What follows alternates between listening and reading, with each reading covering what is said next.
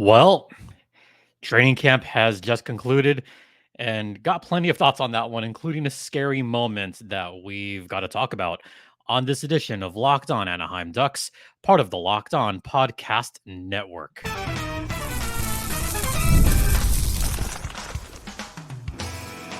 You're Locked On Ducks, your daily podcast on the Anaheim Ducks, part of the Locked On Podcast Network, your team every day.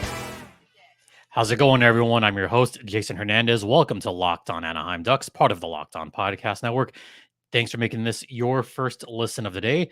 And this episode is brought to you by FanDuel. Place your first $5 bet. And you know what? Up until tomorrow, you can get 3 weeks of free NFL Sunday ticket. Just go to fanduel.com to get started.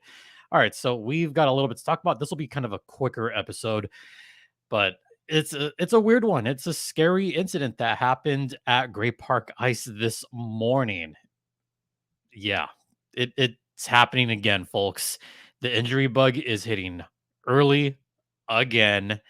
And yes, I understand all the creeping thoughts in the back of your head.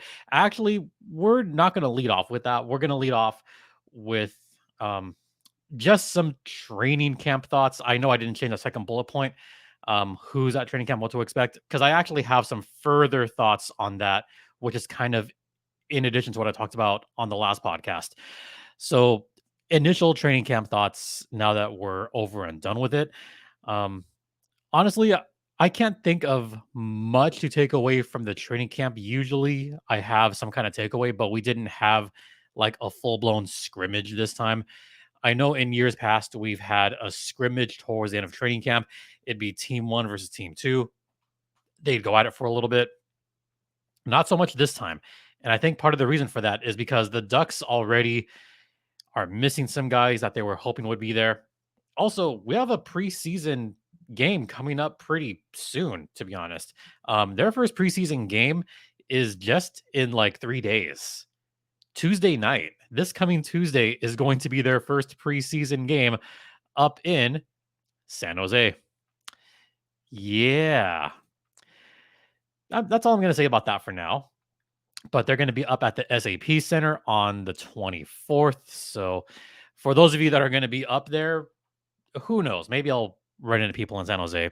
Yeah. But yeah, it's coming up fast. And I guess my main takeaway just from the entire training camp is that Pat Verbeek and Greg Cronin are going to be shuffling some of the lines around. Clearly, some of the lines last season did not work. And clearly, they're looking to have more of a concerted focus on actual puck movement. There was a lot more puck movement on this training camp than I saw even a couple of years ago. So there's a little bit more discipline on the ice. There's even a bit more of a willingness to go through everything and go hard. And part of that is the personnel, part of that is the players that are there, part of that is a new attitude. And you could just tell for a little bit that a lot of the guys were happy to be out there. Part of that is there was a pretty sizable crowd out there. I wasn't there for the entire thing, but just from the little bit that I was, crowd was pumped. Crowd was real excited to be there. Players were excited to be in front of a pretty solid crowd again. Not that the crowd in El Segundo wasn't decent, but I could not spot a whole lot of Ducks fans that were at the rookie faceoff. The majority of the fans there were Kings fans. There was some Firebirds fans, some Kraken fans, a couple of Ducks fans, but in general, not a whole lot. So good to see all the Ducks fans out there. Okay, I'm kind of stalling because there is the somewhat bigger story on this, and that's involving Trevor Zegras. Trevor Zegras did not have a good day at training camp. So this was during the tail end of the last part of practice, and I didn't actually see what happened, but I kind of turned around and saw Zegras down in a heap. And shout out to Ducks and Pucks for getting a very clear shot of this. So apparently Zegras took a puck to the face and he left the ice. So he did leave the ice. He didn't return. Um, didn't really see or hear anything about him afterwards. So I don't know if anyone got to talk to him or what, but him taking a puck right to the face. I mean, I think is more not concerning, but it's a little bit like, oh, here we go again. And I know the Ducks fans are going, geez, not this again. So he did leave. He was down in a heap. He was just kind of hunched over for a little bit. And already there's that doom and gloom. There's that pessimism that is creeping in slowly. We see it every year. Every year there's some kind of injury. So I guess that's kind of a takeaway from this is the injury bug is already hitting the Ducks, and we haven't even played the first preseason game yet. Tomas Sukanik out for the season, but that's San Diego goals thing. The two that are concerning, Beckett Seneca and Trevor Zegras. Seneca, that one sucks. The Zegras one, um, from the one person that I talked to who saw it, it was just a fluky thing. It was an unfortunate accident. Look, these things happen all the time. So hopefully it's nothing too serious, and hopefully we can see Trevor Zegras back on the ice on Tuesday. I'm sure we'll find out more information in the coming days, and I'm sure we'll have more info by the time I do my next podcast on Monday. But for right now, there's understandably some concern, and there's understandably a little bit of panic, I guess. But, let's not freak out until we find out more information. But just want to tell you what happened. I mean, what exactly happened is he got hit in the face. He left the ice. He didn't come back. He was down in a heap, and we didn't see him at all afterwards. So that's just what I'm going to put out there. All right, we're going to head into the first intermission right now as we kind of take a reset, and I'm going to talk about what more to expect for this coming season because I have some more thoughts on that. So we'll get to that on the other side. This episode is brought to you by the GameTime app. And if you haven't used GameTime app yet, then what are you waiting for? Because they have a new feature called GameTime Picks that makes getting tickets for your favorite live events even easier. GameTime picks out the fluff. So you only have incredible deals on great seats, and you don't have to waste time searching through thousands of tickets. They've got a super deal. I mean, Dodger tickets are doing pretty well right now. Tickets I thought were going to be like $200. No, there was some seats for $100 for today's game. Uh, Definitely some seats under $100 for their upcoming series against San Diego.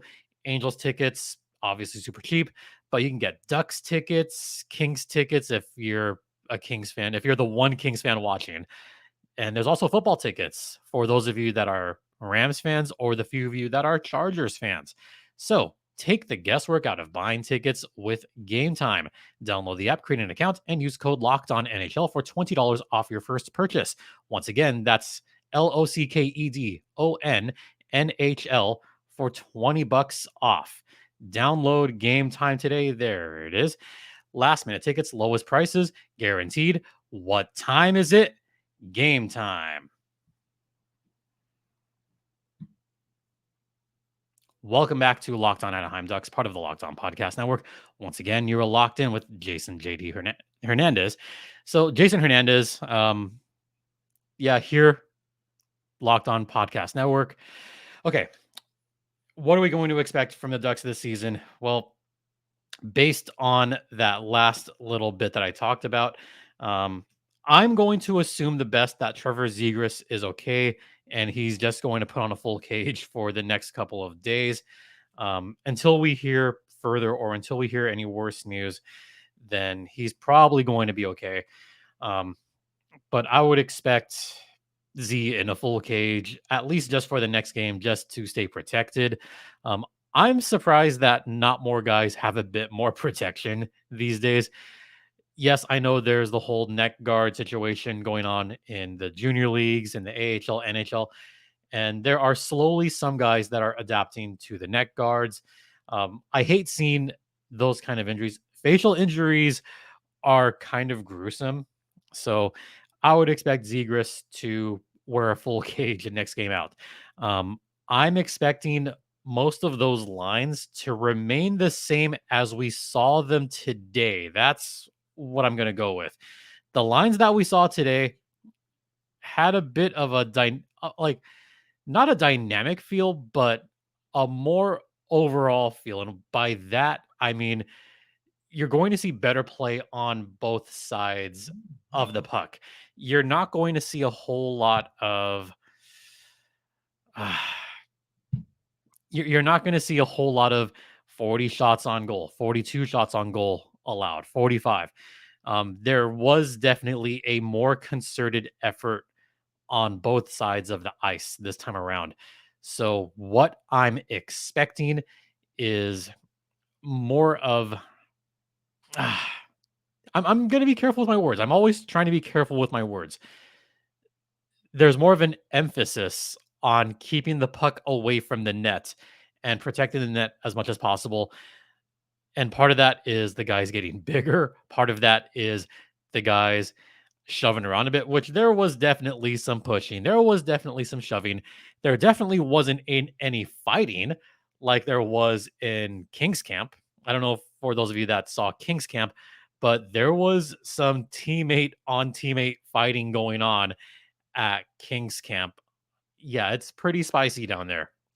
At least over here in Anaheim, yes, players are a little bit bigger. Yes, players are a bit more bruising, but they're not just hitting really hard for the sake of hitting. They are hitting for the sake of protecting the net. So, what I'm expecting and hoping is that the Anaheim Ducks give up at least half a goal. This is like my hopeful prediction is that the Ducks give up half a goal less per game than they did last season. Just to go over some of like the bad stats, and there was a lot of bad stats. Last season, the Ducks gave up 3.5 goals per game. They allowed almost 300 goals. They allowed 32 and a half shots per game, which wasn't the worst, but it wasn't necessarily great either because they were in the bottom 10, almost bottom 5 in that category, tied or almost tied with the Blackhawks and Islanders in that category. Sharks were really bad. But the Ducks, they're right there, allowing 32 and a half shots per game, which isn't bad considering what they did the previous season. Need I remind you of how bad they were in 22-23? I'm going to remind you guys. They allowed 39 shots on goal. They allowed the most shots on goal in NHL history in 22-23. So there was a better effort last season. And this season, I would even go so far as to say, you know what? I wouldn't be surprised based on the personnel if the Ducks get that down to about 30 to 31 shots allowed per game. That's a solid goal. That's an attainable goal. The NHL average last season for shots on goal was right at 29.8. So that was the average for shots on goal during a game. The Ducks are above average on that, not in a good way. Or sorry, below average. I would say below average on that one. So get it down to 30, 31. That'd be fine. Goals allowed.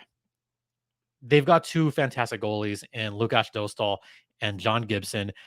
Gibson looked fine. Gibson looks like he's ready to go. Dostal looks really good out on the ice. He looks fresh. He looks ready. He almost looks, and I was kind of looking at Dostal closely.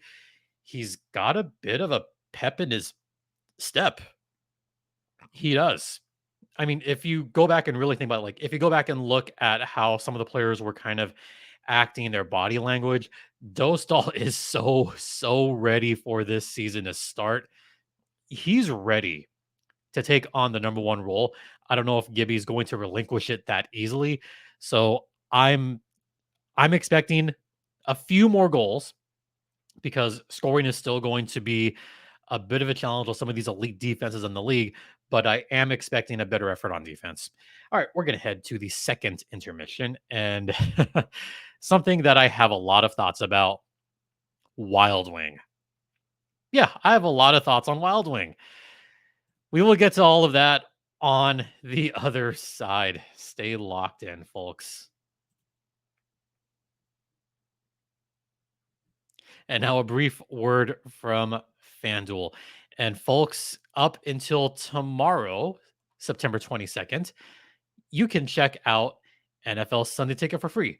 All you have to do until tomorrow is place a $5 bet, and that will get you 3 weeks free of NFL Sunday Ticket on YouTube or YouTube TV. But wait, there's more. If you've signed on for a full package, then that's even better because you can get all your out of market games with the NFL Sunday Ticket. So you could check out Baltimore Ravens games. You could check out, I mean, if you're a Swiftie, Chiefs games, although those are mostly televised. You can check out, if you're a fan of the Packers, you can check out all the Packers games. If you're a fan of the Saints could come marching in. If you're a fan of the Cowboys, then you're like half the people around these parts. Or, even worse, if you're a fan of, I don't know, if you're a fan of the Bengals right now, I am sorry. Only kidding. No, if you're a fan of the Jaguars, I'm really sorry, folks. But you could check all that out by going to fanduel.com right now, signing up, and with a $5 bet, 3 weeks free of NFL Sunday Ticket. So visit fanduel.com right now, America's #1 sportsbook. And folks, please gamble responsibly. Welcome back to Locked On Anaheim Ducks, part of the Locked On Podcast Network. Once again, you are locked in with Jason Hernandez, and let's talk about it. Wild Wing. Not this Wild Wing, but a newer Wild Wing. So what exactly happened to Wild Wing? I didn't do this earlier, so what I'm going to do is I'm going to retweet it right now. Wild Wing looks he looks different, folks. I'm going to try to get through this with a straight face, okay? I really am. So, we've got a new logo, a new look for Wild Wing this season. The jersey's different, the eyes are very different, the mouth is different. So, just to describe what Wild Wing looks like right now. So, they changed his whole facial features and even just a little bit like on the outside, but his facial features do look a bit different. So the duck bill is now kind of a lighter orange, like kind of like a gold orange, not quite the gold accent for the ducks, but there's definitely a bit more orange underneath the bill, which looks kind of weird. Um, the thing that really threw me at first, like it looks cool, but it threw me at first, and I don't hate it. It's just gonna take some getting used to, is the eyes. So the eyes on the new Ducks logo are very orange. Very, very orange are the eyes. And the logo eyes look really, really freaking cool. This logo is one of the best logos in the current National Hockey League. That being said, the orange eyes on the actual Wild Wing mascot took me a lot by surprise. So it's fine. I could see some fans. I could see already the Ozempic. I already saw the Ozempic meme a few minutes ago and tried not to laugh when I saw that immediately. I wouldn't go that far, folks, but some of you hate it, some of you like it, some of you are okay with it. Fans are pretty divided on this one, on the new look for Wild Wing. So, for those of you that saw it, it is on Twitter X right now. Just look up Wild Wing. What do you guys think of the new look? Does it look great? Does it look weird? Does it look bad? I don't think it looks bad. I just think it's going to take some getting used to. So, that's kind of also one of the other, not big stories, but kind of weird stories coming out of training camp. So, yeah, that's kind of my final thought on Wild Wing. We are running a little bit short today, so I'm just gonna go off top, like way off topic here, because it's the weekend and there was another major sports story that happened that I didn't talk about yesterday that is SoCal related. I'd be remiss because this is not just a baseball story, this is a sports story, and this is Anaheim tangentially related. I'm actually gonna take this off here. So the big story in sports in general right now is Shohei Otani, who had a game for the ages just a couple of days ago on Thursday and had an encore on Friday. Now, I don't hide the fact that I am definitely more of a Dodgers person. I know there's a lot of Ducks fans, that are indeed Dodgers fans. Shout out Annie.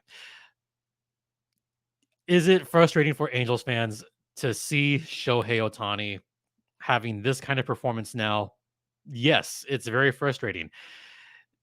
Did I purposely go to a lot of Otani games last year thinking that he was going to be gone from SoCal altogether because he's a unicorn? Also, yes, I went to a ton of Otani games last season while he pitched. He is one of a kind. That being said, he was supposed to have a down year this year, not pitching, and he winds up going 50-50. We're looking at one of the greatest athletes in recent memory. And there was a joke going around that Otani got intentionally walked on a game about a week ago. And, other teams let him walk, but the Angels let him walk. That's even worse. So the fact that he has success here in SoCal, let's just say for what it is. It is a once in a lifetime achievement. And even though he is in Los Angeles, which I'm happy about, but a lot of Anaheim fans are not happy about, let's at least embrace the fact that here in SoCal, we're seeing something that we're probably never going to see again in any modern baseball season. So just got to give my props for that one and say what an honor it is just to get to watch him play game in and game out. I mean, it was a pleasure getting to watch him, dominate on the pitching mound with the Los Angeles Angels. I almost said Anaheim Angels, but with the Angels, he had some truly dominant games on the pitching mound that are not going to be forgotten and it's not going to be matched. And the fact that he went 6 for 6 with 10 RBIs, 5 extra base hits, 3 home runs, 2 stolen bases, and as of yesterday, another home run, another stolen base, the 52-52 club. Yeah, some yahoos were saying, go for 66. No. I would say 55-55 is definitely more within reach because 8 more home runs and 8 more stolen bases in 8 games, that's not sustainable. Plus, he's going to want to rest for a game because the playoffs are coming up. And there is still that rumor that he could pitch in the postseason. Dodgers radio last night said there was still a 10% chance that was going to happen. So he's not going to go for 60-60, but 55-55. I don't think we're ever going to see that again in our lifetime. So let's enjoy it and appreciate it right now for what it is. All right. That's my 2 cents on that, kind of tangentially related because it is the biggest sports story going on right now. It made all the local news as their top story. So it's that big. So I just thought I'd mention it and just give a brief thought on that. All right. That's going to do it for this podcast. Once again, thank you all so much for listening. Thank you for watching. Don't forget to hit that subscribe button right down there. Hopefully it lights up. You can follow this podcast on Apple Podcast, Google Podcast, Stitcher, Spotify. Also, we're on YouTube, so hit the subscribe button down there. Also, we're on SiriusXM, so check us out. Ad-free on Amazon. You could follow me on Twitter X, @StimpyJD. That is my personal Twitter X. The show's Twitter X is @LO_Ducks. You could email me at lockedonanaheimducks@gmail.com. And once again, thank you all so much for your continued support, especially right now. It is so greatly appreciated. I'm going to wrap up right here for Locked On Anaheim Ducks. I'm Jason JD Hernandez saying have a great rest of the weekend. Please remember to be safe out there. Please be kind to one another, and Ducks fly together.